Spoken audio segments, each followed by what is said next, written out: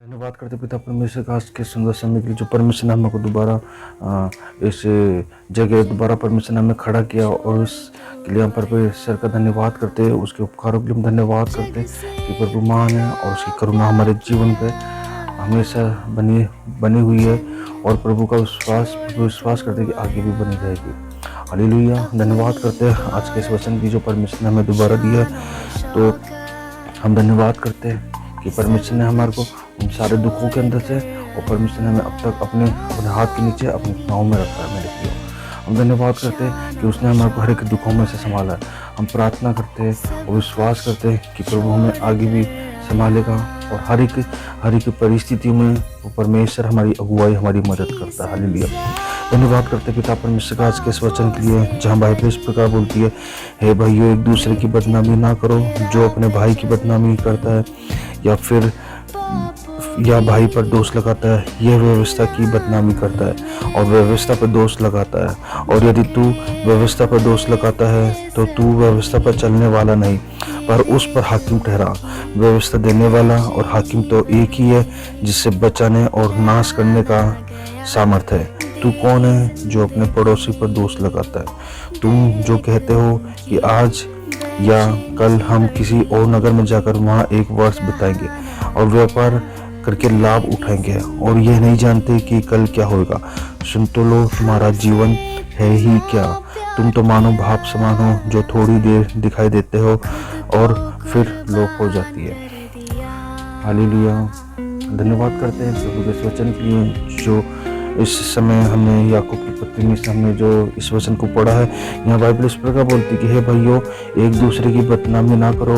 जो अपने भाई की बदनामी करता है या भाई पर दोष लगाता है वह व्यवस्था की बदनामी करता है और व्यवस्था पर दोष लगाता है। मेरे प्रियो आज परमेश्वर का वचन हमको कह रहा है कि हम हर एक के समय अपने हर एक के समय बदनामी करने की चाल, बदनामी करने की योजना, बदनामी करने की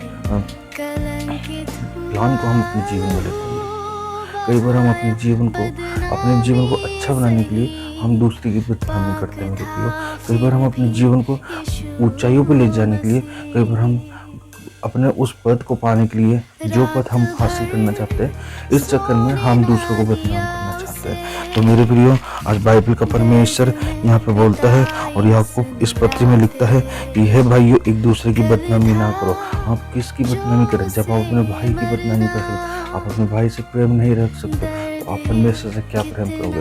आपको सबसे पहले आपके भाई से प्रेम रखना। आपका भाई कुछ भी कर रहा हो आपको उस समय आपके भाई का साथ देना है। मेरे प्रियो आपका भाई, बाइबल बोलती है कि हे भाइयों एक दूसरे की बदनामी ना करो।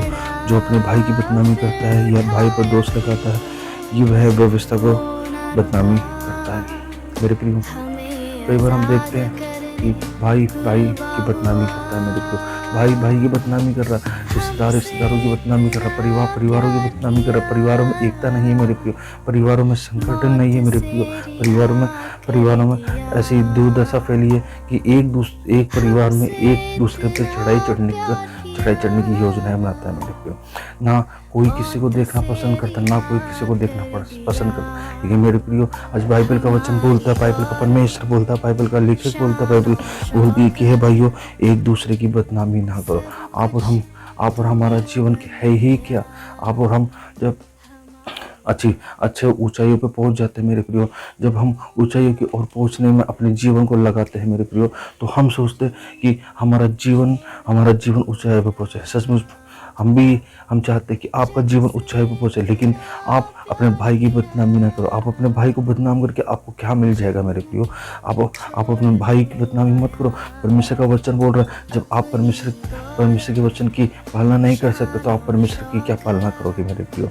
आप अपने भाई की बदनामी कर रहे हो तो आप अपने भाई की जब बदनामी कर रहे हो तो आप परमेश्वर की बदनामी कर रहे हो। आप अपने भाई के आंखों में मत देखो, आप अपने आप में देखो कि आप के जीवन में भी क्या क्या कमी है मेरे प्रियो। कई बार हम सोचते हैं कि हमारा जीवन बहुत बड़ा, हमारा जीवन में सब कुछ है, लेकिन आपके जीवन में भी कमी हो सकती है मेरे प्रियो। बाइबल बोलती है कि यह वह व्यवस्था की बदनामी करता है और व्यवस्था पर दोष लगाता है। और यदि तू व्यवस्था पर दोष लगाता है तो तू व्यवस्था पर चलने वाला नहीं है मेरे प्रियो। आप हर एक जगह पे, हर एक कदम पे आप गिर सकते हैं मेरे प्रियो।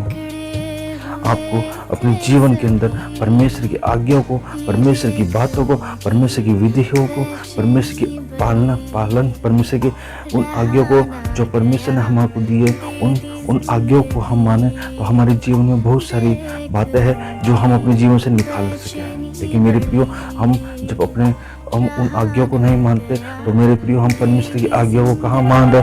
परमेश्वर का वचन कहता है कि हे भाइयों, एक दूसरे को बदनाम ना करो।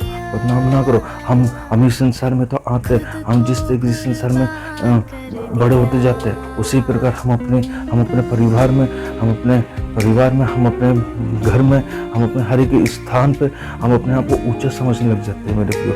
लेकिन बाइबल बोलती है अपने भाई की बातों को बदनाम ना करो, अपने भाई को बदनाम ना करो, अपने उस भाई को बदनाम ना करो जो आपका खून है मेरे प्रियो, जो आपका खुद का सगा भाई, आप उसको बदनाम ना करो। नहीं तो आप परमेश्वर से कुछ भी अपेक्षा नहीं पाएंगे मेरे प्रियो। आप परमेश्वर की आराधना, परमेश्वर की महिमा करो। आपका भाई आपके विरोध में कुछ भी कर रहा हो, लेकिन आपको अपने भाई के विरोध कुछ नहीं करना। आप अपने भाई के विरुद्ध उसको क्षमा करिए, क्योंकि बाइबल बोल रही है कि जब हम परमेश्वर के वचन को देखते हैं कि हे भाइयों, एक दूसरे की बदनामी ना करो। जो अपने भाई की बदनामी करता है या भाई पर दोष लगाता है तो वह व्यवस्था की बदनामी करता है मेरे प्रियो। मेरे मसीह और भाई बहनों, आप जब परमेश्वर की आराधना कर रहे हैं, आप जब परमेश्वर की स्तुति कर रहे हो तो आप अपने भाई या किसी भी लोगों की आप बदनामी ना करो, क्योंकि आप जब दूसरों की बदनामी करेंगे तो आपके जीवन में परमेश्वर का अनादर होगा। व्यवस्था देने वाला और हाकिम तो एक ही है, जिसे बचाने और नाश करने की सामर्थ्य है। तू कौन है जो अपने पड़ोसी पर दोष लगाता है? मेरे प्रियो, हमारा जीवन कुछ भी नहीं है। हमारा जीवन तो बल जीवन है मेरे परमेश्वर ने जो हमको दिया है। लेकिन एक दिन ये समय आएगा कि जब हम इस पृथ्वी से कूच कर जाएंगे, और जब हम इस पृथ्वी से कूच कर जाएंगे, जब हम उसके सिंहासन के सामने खड़े होंगे तो वो पूछेगा हमसे कि तूने मेरे लिए क्या किया है। सचमुच हम क्या कहेंगे उस समय? हम क्या कह सकते उसको? हम क्या कहेंगे उसको? हम कुछ नहीं कहेंगे। अगर जो हमारे पास में वचन है और हमारे पास में हम परमेश्वर की आराधना नहीं कर, तो मेरे प्रियो, आपकी और हमारी आराधना फालतू चली जाएगी मेरे प्रियो। आपकी और मेरी जब परमेश्वर को सच्चा बलि चढ़ा, आराधना चढ़ा, तो हमारी आराधना में सामर्थ्य होना चाहिए, हमारी आराधना में अभिषेक होना चाहिए, हमारी आराधना में एक दूसरे के साथ में हमारा प्रेम होना चाहिए। आप अपने भाई से प्रेम करने का, जिस प्रकार हम अपने जीवन को परमेश्वर के लिए सौंप रखे, उसी प्रकार हम हमारे जीवन से हमारे भाई के लिए, हमारे परिवार के लिए अभिषेक बहना चाहिए कि आपका भाई, आपका परिवार आपको कुछ भी बोले तो भी आपको हर एक की बातों को सहन करना मेरे प्रियो। आप उन, क्योंकि हम मनुष्य नहीं, लेकिन ये परमेश्वर का वचन हमें बोल रहा है कि तुम जो ये कहते हो कि आज या कल हम किसी और नगर में जाकर वहाँ वर्ष बिताएंगे, तो मेरे प्रियो, हम कहीं पे भी चले जाए, हम कहीं पे भी कुछ भी कर रहे हैं, लेकिन बाइबल बोलती है और ये नहीं जानते कि कल क्या होगा। सुन तो लो, तुम्हारा जीवन है ही क्या? तुम कुछ समय के लिए इस पृथ्वी के ऊपर जब भाप उड़ जाती है, उसी प्रकार आपका और मेरा जीवन भी उड़ जाएगा। उसी प्रकार आपका जीवन और मेरा जीवन भी एक समय में नष्ट हो जाएगा। उसी प्रकार आपका जीवन और हमारा जीवन, हम सबका जीवन मिट्टी में मिल जाएगा मेरे प्रियो। और जब हमारा जीवन मिट्टी में मिल जाएगा तो हम कुछ नहीं कर सकते।